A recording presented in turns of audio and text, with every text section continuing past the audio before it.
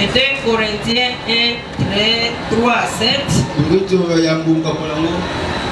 Avec thème être toujours fidèle à Dieu malgré les difficultés.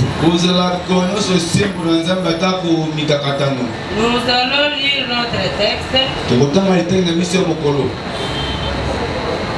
2 Corinthiens 1, 3 à 7.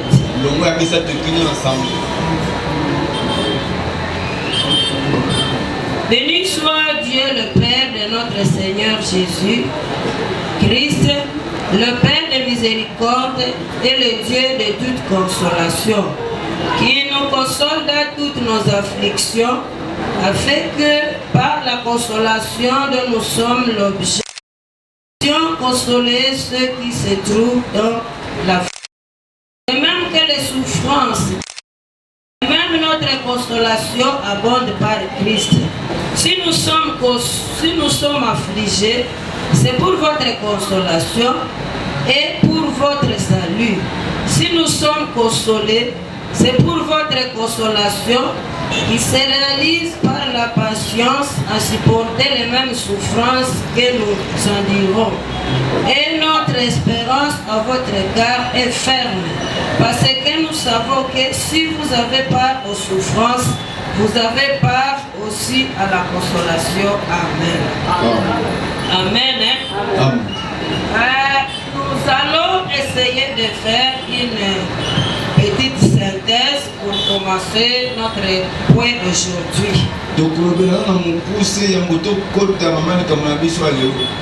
Nous avions dit que les difficultés sont partout et pour tous.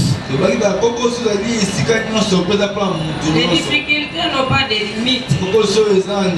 Ça atteint le riche et le pauvre.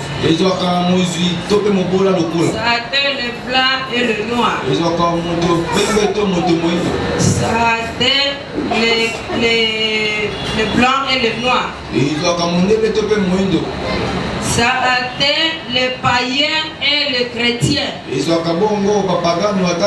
Ça atteint les incrédules et les athées. Donc, ça atteint tout le monde et de différentes manières.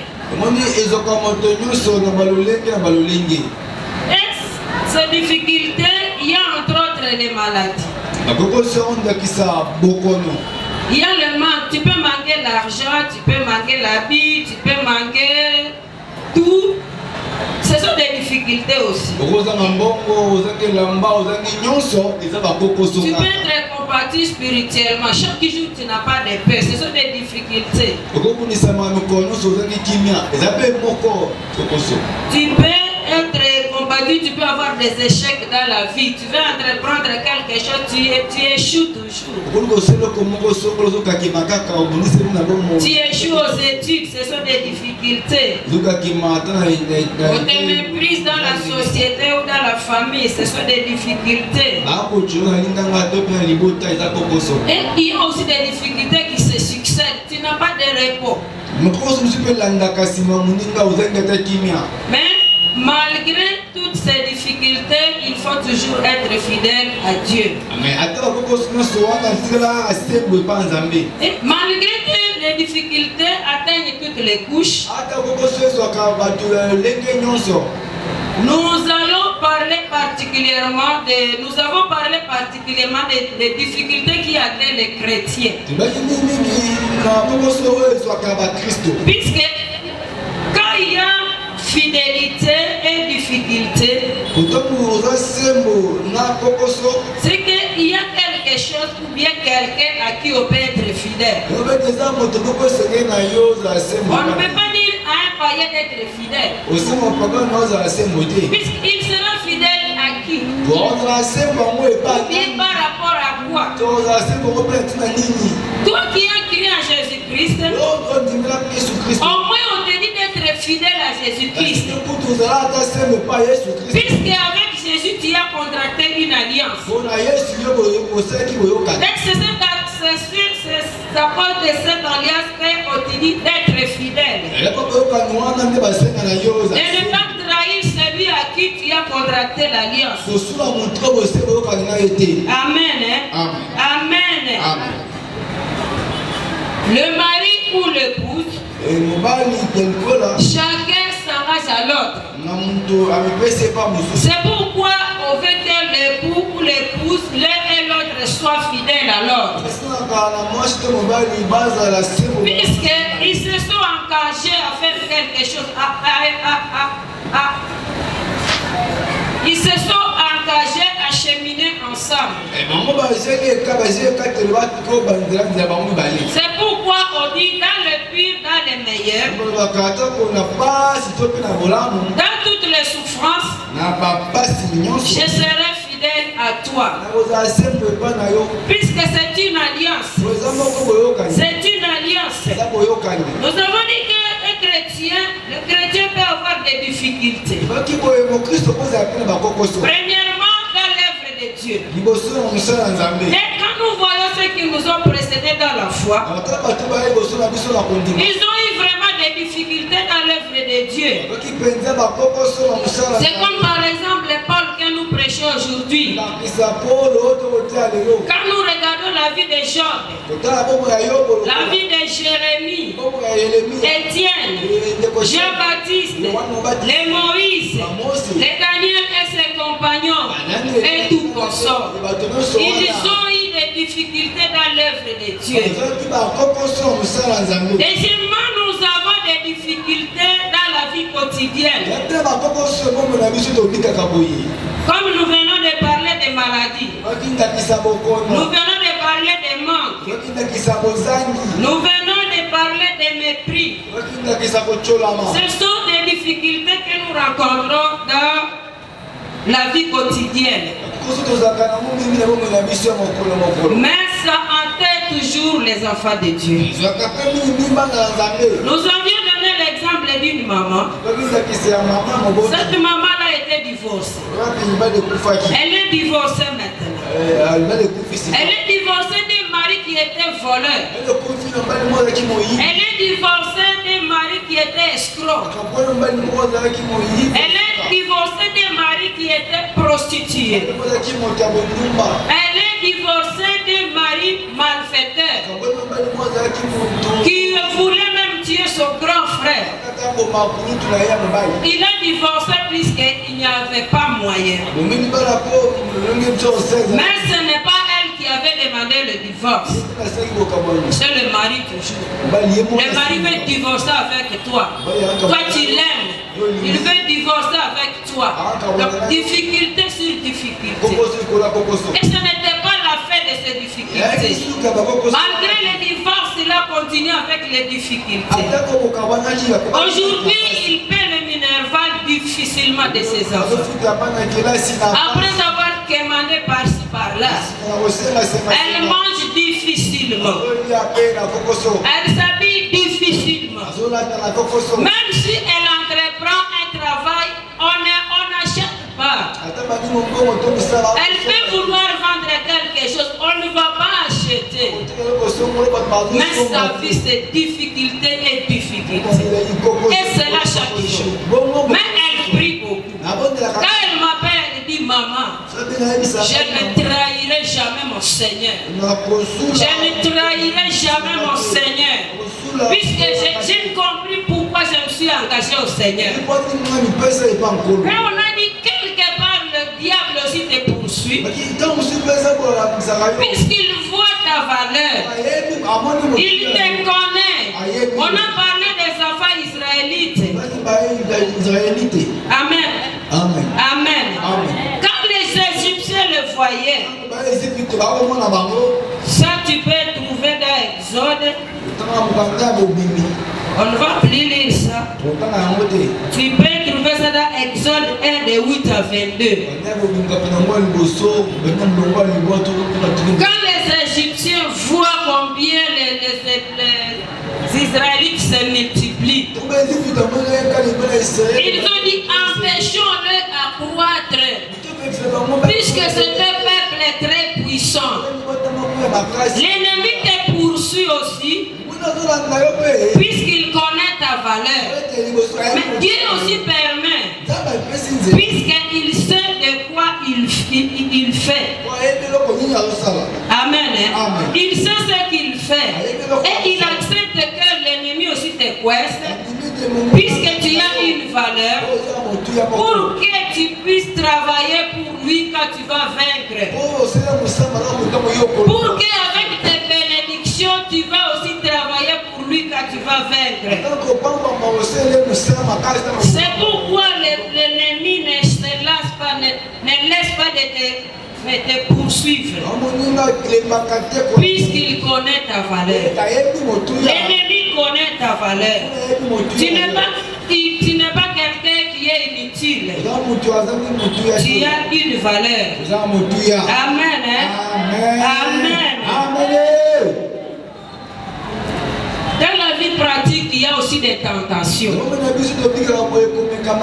Il faut voir que les tentations aussi, ce sont des difficultés. C'est comme un exemple. Tu peux avoir un chef qui t'aime, tu es jeune fille et lui il est ton chef. Il va te tenter. Tu vas voir si tu peux laisser le boulot ou bien si tu veux laisser le boulot ou bien si tu vas accepter à commettre le péché. C'est une difficulté aussi. Et c'est là jour pour jour, chaque jour, tu es tenté. C'est parmi les difficultés. Il y a beaucoup de difficultés. Mais il y a difficulté. Il y a difficulté. Il y a des difficultés qui ne peuvent même pas te faire respirer. Tu manques même le jour de la semaine. Tu manques même la date du mois. Tu vois qu'il ne faut plus que tu vives. Il te faut la mort. Il y a aussi des difficultés. Tu peux te promener. Tu peux rire. Tu peux manger. Alors que des difficultés graves, tu n'as même plus assoiffé de la nourriture. Donc tu n'as pas d'appétit. Difficulté sur difficulté. Difficulté sur difficulté. Que ça soit grave ou pas, reste toujours fidèle à Dieu. Puisque quand nous lisons Romains 8:35, la Bible nous dit qui nous séparera de l'amour de Christ? Sera-ce la tribulation ou l'angoisse, la persécution ou la faim, le péril ou la nudité ou l'épée? Amen. Donc la Bible nous dit que il n'y a aucune difficulté qui ne peut pas nous séparer de l'amour de Dieu. Le croyant ne peut pas se séparer de Dieu à cause de souffrances s'il a compris pourquoi il s'est séparé du monde. S'il a compris pourquoi il s'est engagé à Christ.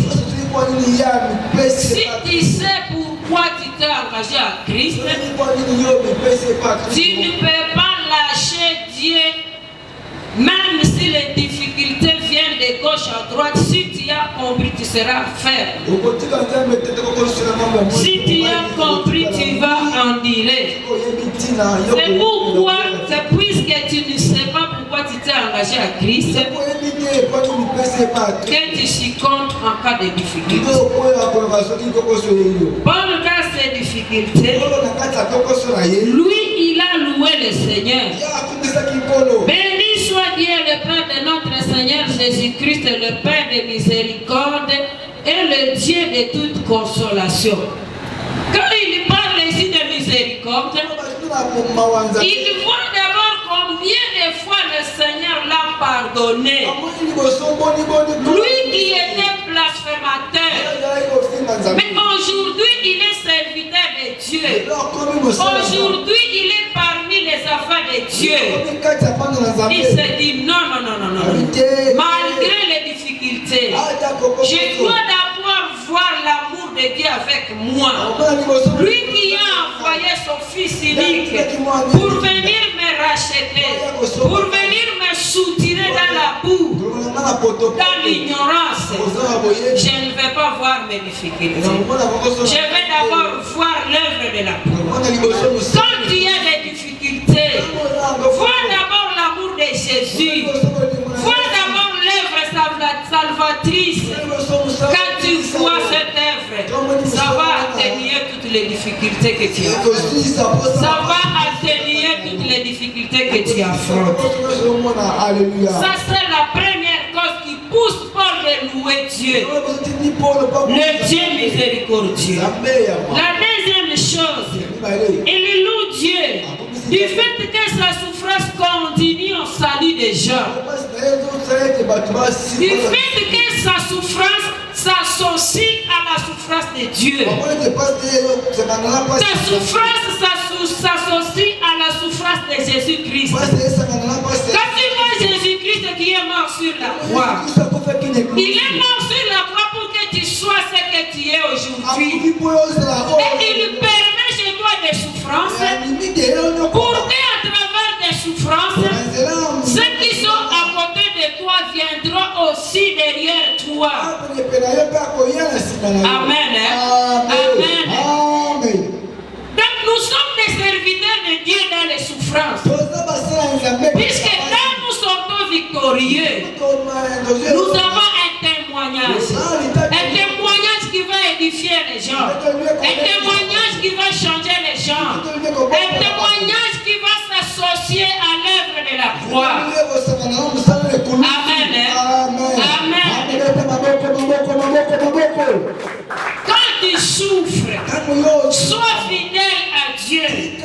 Puisque tu es en train de participer à l'évangélisation sans le savoir. C'est pourquoi Dieu permet des souffrances. Puisque quand tu vas vaincre, quand tu vas témoigner, beaucoup de gens viendront à Christ. Beaucoup de gens viendront à Christ. Tu contribues au salut des autres. Si seulement si tu arrives jusqu'au bout. Puisque la souffrance sans bout n'a pas de sens. Tu vas dire, ah, Nabula Songolo na nyokwama penza, na nyokwama penza. Tu vas te limiter à na nyokwama. On va attendre la fin. Dans le témoignage, on attend la fin.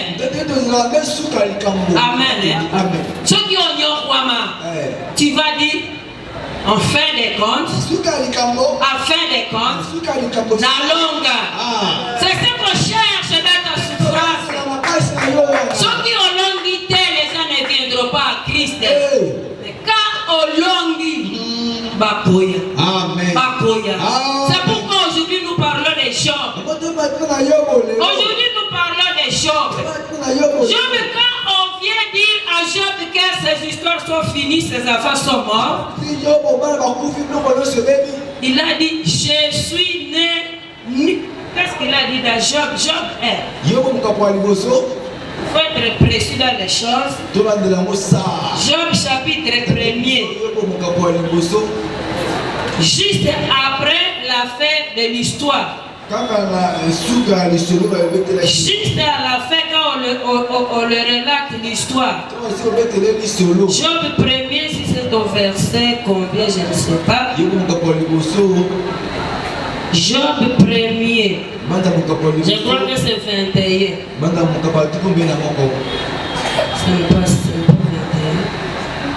C'est 21. L'Éternel dit à ça. 21. Commençons à 20. Alors Job se leva, déchira son manteau et rasa la tête, puis se jeta par terre, se prosterna et dit, je suis sorti nu du sein de ma mère, et nu je retournerai dans le sein de la terre. L'Éternel a donné, et l'Éternel a ôté. Que le nom de l'Éternel soit béni. Amen. Job n'a pas commis de péché. Même sur le verset 22. En tout cela, Job ne pécha point et n'attribua rien d'injuste à Dieu. Tu as tout perdu. Mais tu dis, Seigneur, je te loue car tu es juste. J'étais lourd car je suis né nu. Et je rentrerai nu. Quelle foi. Quelle foi. Dans la souffrance. Ça c'est le début. Quand nous évoluons, dans Job 19, le verset 23, là les souffrances continuent. Là on lui a pris les enfants et qu'on sort. Ici on attaque son corps. On attaque le corps de Job.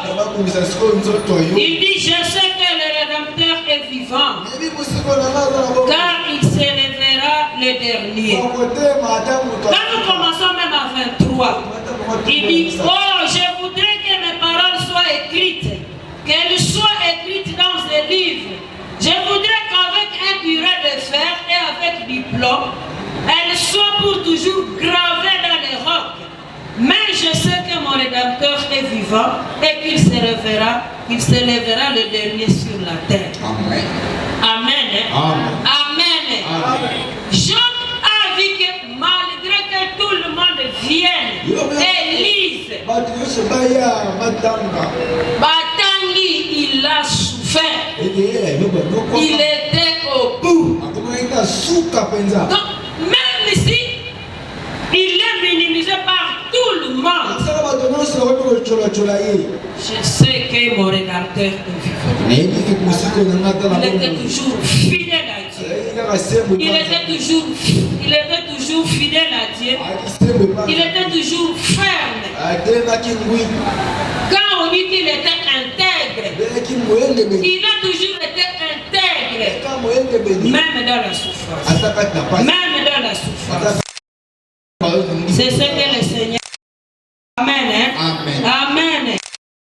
Comment comprendre la voix de Dieu dans un environnement de désespoir? Tu es dans le rien ne marche. Tu vas à gauche, rien ne marche. À droite, rien ne marche. Tu en face, rien ne marche. Tu recules, rien ne marche. Et le Seigneur te dit à tout cela, sois toujours attentif. Sois toujours attentif. Puisque c'est dans cette attention que tu auras la solution. Et nous nous sommes référés de 1 Roi 19 et 18. Nous n'allons pas lire ça. Mais nous allons lire le verset 4. On dit, il s'assit sous un genêt et demanda la mort à 10 ans. C'est assez. Maintenant, Éternel, prends mon âme, car je ne suis pas meilleur que le Père. Amen. Hein? Amen. Amen. Élie était au bout. Pour chasser, il est au bout. Il était pourchassé par Jézabel. Il était au bout de ses forces. Il dit, Seigneur, prends mon âme, car je ne suis pas meilleur que mes pères. Donc, il a souhaité la mort. Il a souhaité la mort. Il y a des fois où tu te sens fatigué, tu te sens au bout. Tu te dis peut-être, Seigneur, que je meurs. Mais que ça ne t'empêche pas d'être loué de Dieu. Parce que tu peux mourir après avoir insulté. Quand tu dis que je meurs, il faut que le Seigneur voit que c'est à cause de la souffrance que tu dis cela. Même Paul avait dit, si ça dépendait de moi, je souhaiterais la mort. Mais il avait dit, Seigneur, comme c'est toi qui sais ce que je vais encore faire pour toi, que ta volonté soit faite. Donc il avait dit qu'il meurt, qu'il ne meurt pas. Il est prêt à mourir. C'est ce qu'il lui faut demander peut-être. En état calme. Tu souffres, mais tu dis, Seigneur, si tu vois que mon travail est fini, j'aimerais que je puisse mourir. Le verset 5 de notre 1 Roi 19. Élisée, il s'est couché toucha et s'endormit sous un genet. Et voici un ange le toucha et lui dit, lève-toi, mange. Amen. Hein? C'est ce que je dis. Quand tu souffres, que tes oreilles soient attentives. Puisque si les oreilles d'Élie n'étaient pas attentives, il n'allait pas comprendre que c'est le moment de manger. D'ailleurs, l'ange n'allait pas lui parler. Amen. Hein? Amen. L'ange n'allait pas lui parler. Il a dit que la connexion est toujours. Amen. Hein? Amen. Amen. Amen. Dieu lui parle au verset 4, 5, 7, 9, 11. Au verset 6, 8, 10, ainsi de suite, c'est ce Job qui parle. Et tu vois que les paroles de Job, c'est qu'il a Élie. Tu vois que les paroles d'Élie, ce sont des paroles de sagesse. Paroles de calme. À cause des difficultés, reste à ton poste pour que le Seigneur puisse te dire ce que tu dois faire pour vaincre. Amen. Amen. Amen. N'est-ce pas que nous avons des recommandations dans des maladies? Quand nous sommes malades, il y a des fois où le Seigneur nous parle. Fais ceci, fais ceci. Et quand tu fais ce que Dieu dit, tu es guéri. Donc, dans les difficultés, restons toujours attentifs à Dieu. Puisque c'est à lui que nous aurons la solution. Il a dit à Élie, fortifie-toi, prends courage et agis. Fortifie-toi, prends courage et agis. Et agir là, c'est la marche que le Seigneur a dit. C'est là les amoulaïs qui a tellement qu'aidé. Amen. Amen. Amen. Ne crains point. Sois fort malgré les tempêtes. Place ta confiance en Dieu. Amen. Amen. Ça, c'est la synthèse des 2 jours. Aujourd'hui, nous allons alors parler du remède aux difficultés. Les remèdes aux difficultés. Autrement dit, quelle est l'attitude à prendre pendant les difficultés? C'est très important. L'attitude à prendre pendant la difficulté. Ce n'est pas le moment de se couvrir ta couverture et tu dors. Ce n'est pas le moment d'attendre ton ongle ou bien qui venir te donner la solution. Ce n'est pas le moment de sillonner toute la ville de Kinshasa pour que tu aies la solution et tu commences à raconter à qui que ce soit. La première chose dans les difficultés, tu dois connaître quand on est en difficulté, c'est avoir sa conscience réveillée. Tu dois avoir ta conscience réveillée. Autrement dit, être conscient de ta difficulté. Amen. Amen. Beaucoup de gens ne sont pas conscients de leurs difficultés. C'est une grave maladie. C'est une grave maladie.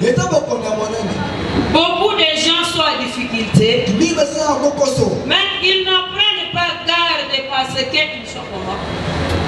Azan n'a pas de difficulté. Ayébite qu'Azan a difficulté. Azan a l'aise la difficulté. Première chose, puisqu'il est distrait. Il est distrait seulement. Il ne sait pas qu'il est en difficulté. Il faut quelqu'un qui peut venir lui dire Yo Zomanate. Moto Pela Awa Afandi One. Afandi. Moto Ezo Afandi. Est-ce que c'est normal? Moto Ezo Pela Ezo Yepana Yo Afandi. Puisque tu es distrait. Tu es là, le feu vient vers toi, mais tu n'es pas là. Tu es distrait. Ou bien tu es envoûté. Ou bien tu te sens dans le confort qui est partiel. Le confort qui est partiel. Que j'ai ceci, je vais me contenter de cela. Je vais me contenter de ceci. Malgré que je n'ai pas ceci, se contenter peu importe ce que je manque. Peu importe ce que je manque. Amen. Amen. Tu es là. Puisque tu réussis aux études, tu ne pries même pas pour tes parents qui sont dans le manque de te scolariser. Comme tu as ceci, tu ne vois plus cela. Amen. Quand nous voyons Job, c'est qui? Adam et Ève dans le jardin d'Éden. Quand tu lis Genèse 3:7, ils connurent qu'ils étaient nus. Et ayant cousu des feuilles de figuier, ils s'enfuirent des ceintures. Au moins disons aussi qu'ils étaient nus. Mais tu es là, donc tu ne sais pas que tu as des difficultés. Et ils disent aussi qu'ils ont des difficultés. Ils ont su qu'ils sont en difficulté. Et c'est impossible que tu quittes dans une difficulté où tu n'as propre conscience.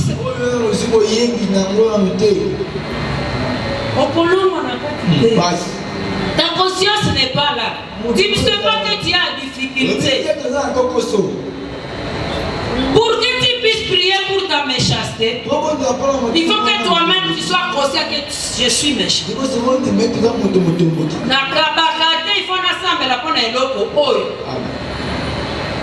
ceux qui ont kabakate, et tu ne sais pas que kabakate, comment tu vas prier pour ça? Il faut d'abord que ta conscience sache que j'ai ceci comme difficulté, ou bien je suis ceci, c'est une faiblesse. Amen. Amen. Toi tu es locataire. Et tu te dis, comme je trouve facilement le loyer, tu restes dans ce confort. C'est comme nous sommes ici. Chaque mois nous avons le loyer. Et nous ne savons pas que c'est un problème. Mais au moins nous savons, puisque nous avons déjà commencé les contributions. Pour celui qui ne connaît pas, celui qui est distrait, il est à problème, mais il ne voit, il n'est pas conscient. Être locataire, c'est souffrant. Toi, tu t'en fous malgré cette souffrance. On vient, on t'insulte, toi tu es là. Quand est-ce que tu quitteras ce stade? Toi tu es dans le confort, puisque tu trouves ça facilement. Donc tu es content de ça. Tu quitteras quand? Réveille-toi. Amen. Amen. Tu es célibataire, mais comme tu as un travail, le mariage ne te dit rien. Ça ne te dit rien. Je suis en train de satisfaire mes besoins seuls.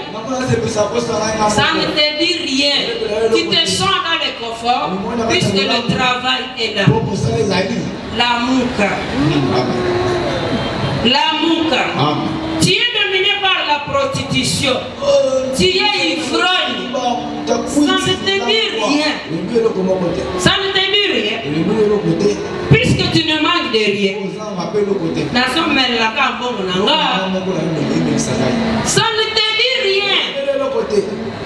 Tu es prostitué, ça ne te dit rien. Peut-être tu es star par rapport aux autres.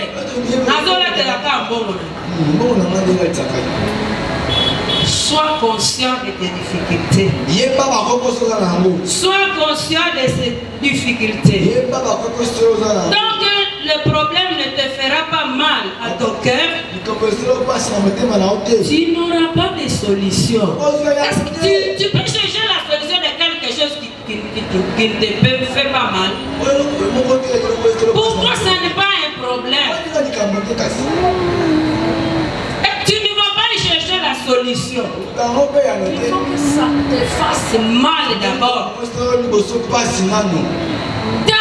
Tant que ta difficulté ne te fait pas mal, tu n'auras pas de solution. Tu peux te demander pourquoi je suis sous là, pourquoi je suis voleur, je suis prostituée. Tant que ça ne te fera pas mal, tu ne chercheras pas la solution. Ça ne te fera pas la solution. Pourquoi ma promesse ne s'accomplit pas? Il faut que ça me fasse du mal. Quand ça va faire mal, c'est ça. C'est ce que nous allons appeler difficulté. Mais pour toi, ce n'est pas une difficulté. Tu es distrait. Tu es envoûté. Tu te sens dans le confort puisque j'ai ceci. Amen. Amen. Alors que ce n'est pas mauvais d'avoir tout. Ce n'est pas mauvais d'avoir tout. Ou bien d'avoir beaucoup. Amen. Amen. Quand nous voyons Anne, Anne était dans l'abondance. Il a quitté l'abondance pour aller prier. Et aussi quelle sorte de prière? La prière où on commence à dire que tu es ivre. Puisque la Bible dit qu'il remuait seulement des lèvres. Donc il était choqué par ce problème. Il était choqué par cette difficulté. Il faut d'abord qu'on soit choqué. Il faut que la conscience se réveille pour que nous puissions commencer le travail. Tu viens de tripler 3e des humanités. Pour toi, ça ne te dit rien. Puisque le para fait pour toi les minervales faciles. Il faut que tu prennes conscience. C'est à ce moment-là que tu verras ça comme une difficulté. Et tu vas chercher la solution. Amen. Amen. Amen. Tu viens de faire le fiassailles de 10 ans. Tu vois ça comme normal. Il faut que tu vois ça comme une difficulté puisque c'est anormal. Et tu commences à prier. Tu commences à prier. Je me rappelle, j'avais une fille spirituelle. Elle avait déjà un enfant. En dehors du mariage. Un enfant. L'enfant avait presque 6 ans comme ça. J'ai commencé à la secouer. J'ai dit, quand est-ce que tu vas te marier? Le mari ne manquait même pas d'argent. Quand il trouvait l'argent, il dilapidait son argent. Et c'était tout. Il trouve encore l'argent. Elle peut même dire à sa fiancée de garder l'argent. Elle vient et le retire encore l'argent. Elle dit que maman va jouer ici sous mon balibal.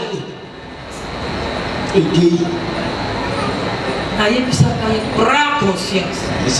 Prends conscience. À partir d'aujourd'hui, commence à venir à la prière. Chaque mardi, chaque samedi. Ne manque pas. Ne manque pas. Jusqu'à ce que ton mari viendra te poser. Amen. Amen. Elle avait pris la décision. Chaque jour elle est. Chaque jour elle est. Elle venait 2 fois par semaine. Avant d'aller au travail, elle passait ici au prix. Elle passait aussi au prix. Quelques mois après, l'argent que son mari avait dit de garder, il n'avait plus venu pour récupérer cet argent. 6 mois après, ils se sont mariés. Ils se sont mariés. Amen. Amen. Soyons conscients de nos problèmes. Soyons conscients de nos problèmes. On vient de parler de la première chose. Premier remède. Être conscient de ce problème. La deuxième chose. Quand nous sommes en difficulté, montons des dimensions spirituelles. Amen. Amen. Montons des dimensions spirituelles. Surtout dans les combats spirituels. Dans les combats spirituels, montons. Puisqu'il y a des démons qui t'attaquent chaque jour, puisqu'ils connaissent ton niveau spirituel.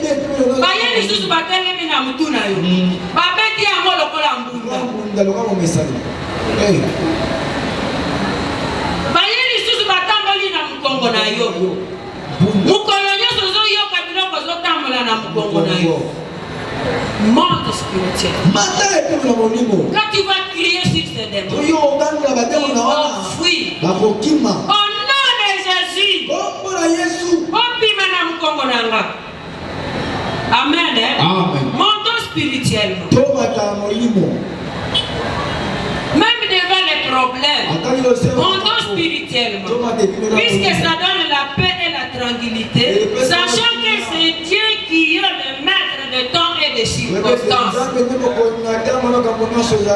est-ce que tu diras cette phrase quand tu es encore bébé spirituel? Tu vas voir tout comme si le Seigneur ne t'aime pas. Mais quand tu vas grandir spirituellement, tu sauras digérer les choses. Tu vas dire ce qui m'arrive, c'est Dieu qui a permis. Tu vas dire toutes choses concourent au bien de ceux qui aiment Dieu quand tu vas grandir spirituellement. Aussi longtemps que tu es encore bébé. D'ailleurs, c'est Galates 4:1. Aussi longtemps que tu seras toujours bébé, tu ne diffères pas d'un esclave dans la maison de son père. La fois passée, on a dit un bébé de 4 ans ou bien de 2 ans ne peut pas avoir accès au compte bancaire de son père. Il ne peut pas avoir accès à la clé de contact de la voiture de son père. Malgré que c'est lui qui soit l'héritier. Amen. Amen. Amen. Amen. Il est l'héritier. Il n'a pas l'accès puisqu'il est bébé. Un bébé, quand on lui donne même 10 000 francs. Seulement 10 000 francs à fin de 4 ans. Et toi, je vais avec. Mais toi, un responsable, quand on te donne 10 000 francs, il est l'autopolia. Le bébé, il va acheter les bipoulisés. Les bipoulisés, on appelle ça quoi? Ballon d'air. Le bébé va acheter le ballon d'air. Le Seigneur ne veut pas que tu achètes les ballons d'air quand tu as l'argent.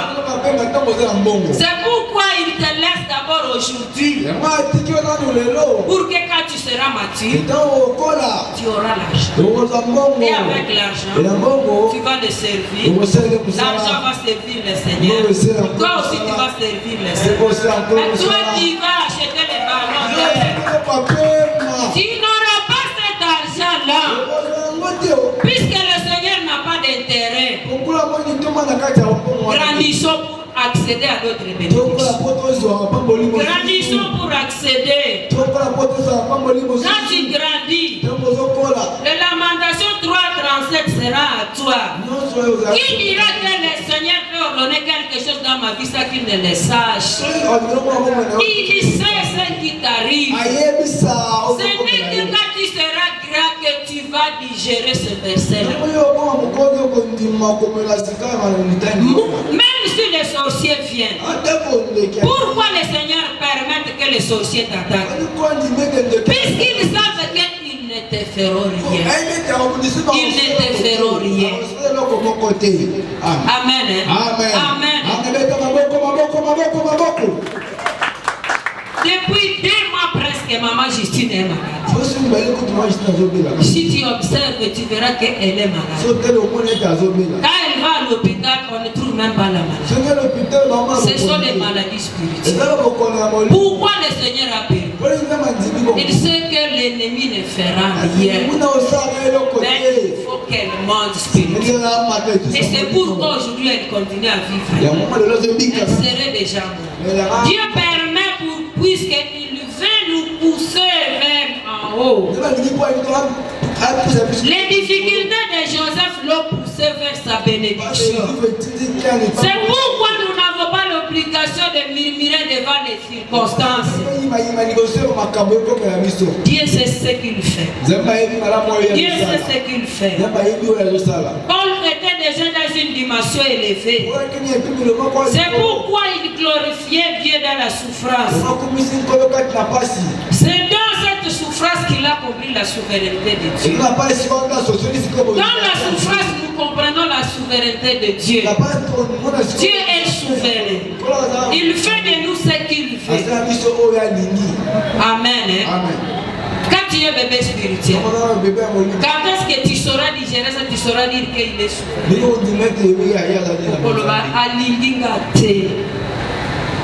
Zambi aligio. La troisième chose, c'est la prière. La prière. Nous allons demander à Papa Michel de lire ce verset puisqu'il l'aime beaucoup. Jacques 5:13. Papa Michel, vous allez nous lire ce verset. Jacques 5:13.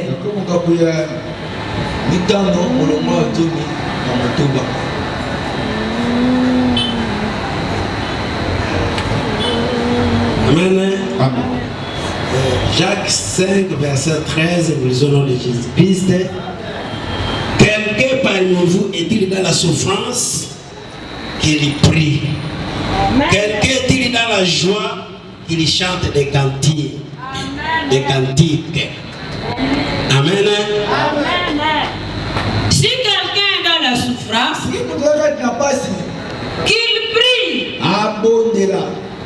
On n'a pas dit qu'il danse, on n'a pas dit qu'il soit distrait, on n'a pas dit qu'il mange, on n'a pas dit qu'il soit en colère, on n'a pas dit qu'il soit méchant, mais on a dit qu'il prie. Amen.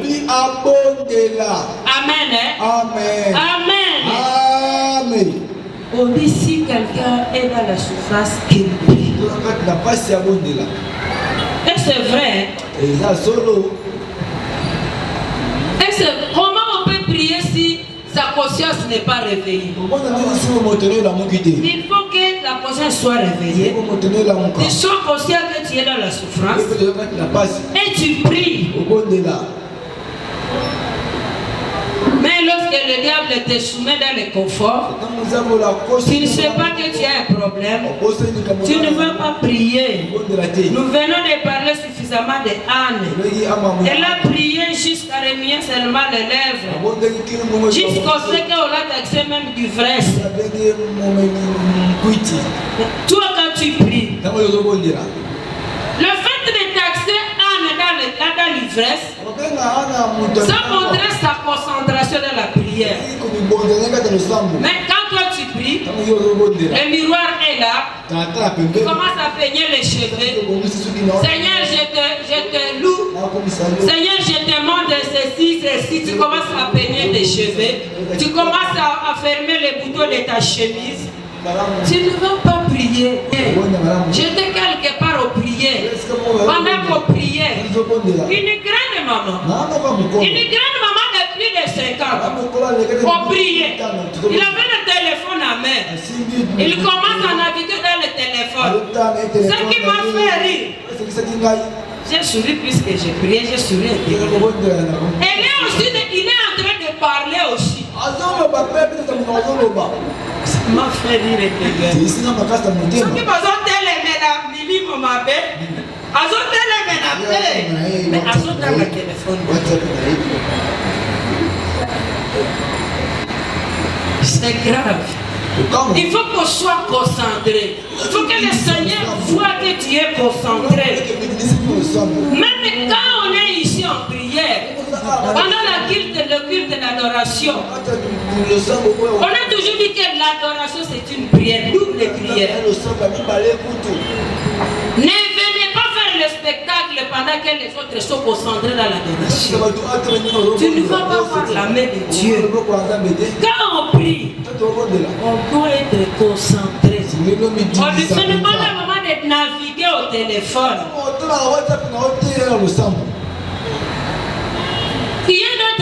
ici pendant l'intercession, il prie en ouvrant les yeux. Moi je ne saurais pas, je serais distrait. Et pourquoi on met pour nous les protocoles? Toi tu pries, tu ouvres les yeux. Et ce qui passe à l'extérieur, tu es au courant de tout. Amen. Amen. Quand tu ouvres les yeux, juste quand les courants viennent, directement tu vas charger le téléphone. Là tu ne priais pas, tu attendais les courants. Comment toi tu es concentré par nous prions. Déjà toi tu as vu le signal là-bas du téléphone du courant. Directement tu charges le téléphone. Quand on prie, il faut être concentré. Ce que tu dis au cœur, tu vois ça dans l'intelligence. Et que tu vois que la prière est en train de bouleverser ce qui est problème. C'est ça la prière. Tu peux parler, tu fermes même les yeux, tu es aussi distrait. Il faut voir ton problème devant toi. Et que tu vois la prière comme des flèches que tu jettes devant ce problème. Amen. Autre chose. Autre remède. Quatrième remède. Le calme et la tranquillité.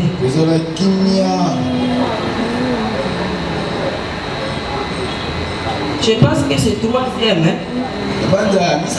Avant le quatrième, nous allons parler de... Non, c'est le quatrième. Mais ce que j'ai laissé à l'exemple de la prière, c'est l'exemple de Jacques. Quand tu lis de Pierre, quand tu lis Jacques 5, 13.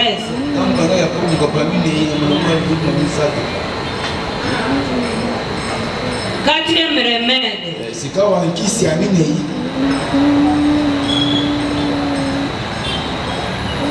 Le calme et la tranquillité. Quand on a une promesse, on a la boussole qui nous donne le calme. Ça nous donne le calme de toutes circonstances.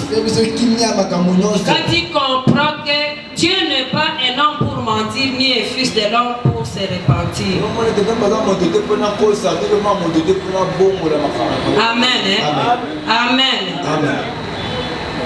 Quand on est calme dans la promesse, c'est qu'on croit à la fidélité de Dieu. Puisque la promesse nous apaise. Si tu as une promesse du mariage et quand tu veux aller de gauche à droite, tu vas te dire je ne suis pas appelé à me prostituer. J'attends mon mariage. Quand on a une promesse, quand on veut désespérer, on se souvient de la promesse et surtout on se dit qui m'a promis. Dieu vient toujours derrière ses promesses pour les accomplir. Et la promesse, c'est quelque chose qui nous donne le calme quand nous sommes en difficulté. Quand tu vois la promesse, quand tu vois la difficulté, tu dis non, je vais toujours endurer. Je vais toujours endurer puisque celui qui m'a promis n'est pas menteur. Quand nous lisons dans Actes des Apôtres 12, là où on a emprisonné Pierre, Pierre quand il est emprisonné, la Bible nous dit que quand l'ange de Dieu était venu vers Pierre, il a trouvé Pierre en profond sommeil. Pierre était en profond sommeil. Il faut voir nos prisons ici. Je ne sais pas si on peut être à profond sommeil dans la prison d'ici chez nous. Il y aura des pistes. Il y aura des odeurs nauséabondes. Mais malgré cela, malgré les pistes, tu dois aussi être calme quand tu as la promesse de Dieu. Tu peux être calme puisque tu as la promesse de Dieu. L'ange a trouvé Pierre qui s'endormait en profond sommeil, puisque dans la prison il était calme. Et pourquoi il était calme? Il avait la promesse de Dieu. La promesse de Dieu de Jean 21:18. Quand il était avec Jésus, Dieu lui avait dit un jour que quand tu seras grand, alors quand Pierre était en prison, il était encore petit, il était encore jeune. Il avait une promesse d'être grand. Alors il était calme, se disant, je ne mourrai pas dans cette prison. Je ne mourrai pas dans cette prison. C'est pourquoi dans ta promesse, dans ta difficulté, tu ne mourras pas. Tu ne mourras pas. Sois calme. Tu vas accéder à ta promesse.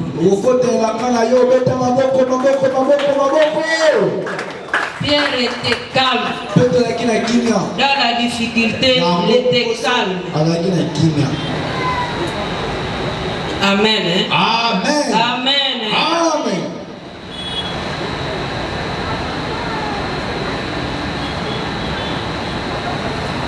Pierre qui était calme, on est venu lui rencontrer calme. Et il était sorti sans problème puisqu'il était calme.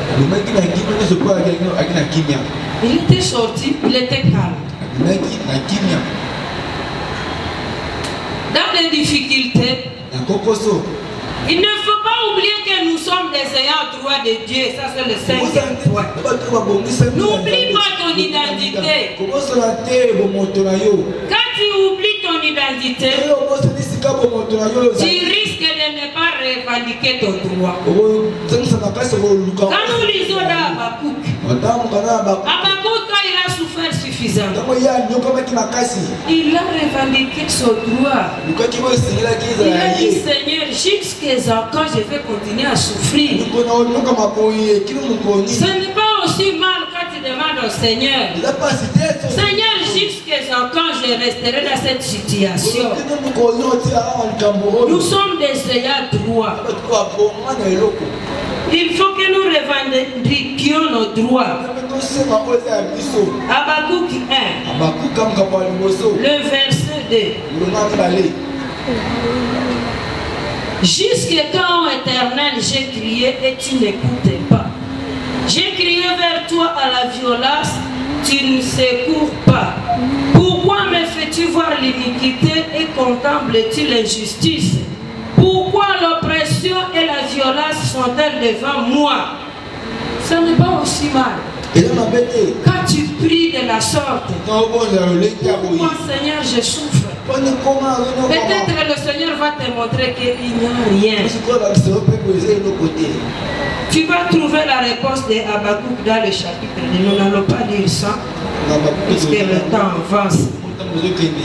Même quand nous lisons Nombre 27, le premier verset, nous avons vu la fois passée, la fois antérieure, que les filles de Thénopathe avaient réclamé, avaient revendiqué leur droit. Ce n'est pas mal quand tu revendiques ton droit. Seigneur, pourquoi ceci? Seigneur, pourquoi cette souffrance? Seigneur, ce n'est pas aussi mauvais. Mais il faut savoir que tu es le droit. Il faut d'abord connaître ton identité. Quand tu sauras ton identité, tu sauras revendiquer ton droit. Amen. Hein? Amen. Amen. Comme nous disons que nous croissons pendant les difficultés, et pourquoi nous voulons croître? On va chanter ça ici. Tu cherches à croître. Tu vas croître quand tu vas dormir vendredi. Tu cherches la voie d'accéder à ton éternité. La voie d'accéder à ton éternité. Et Dieu bénisse sa parole.